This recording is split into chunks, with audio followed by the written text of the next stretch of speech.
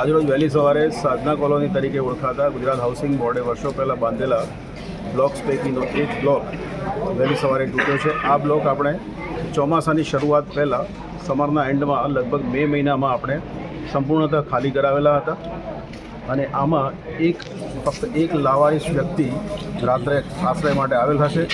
એ વ્યક્તિને ગંભીર ઇજાઓ થતાં અત્યારે હાલ જીજી હોસ્પિટલમાં દાખલ કરેલ છે. બાકીનો સમગ્ર બ્લોક ખાલી હતો. એના કારણે થઈને કોઈ જાનહાનિ થયેલ નથી.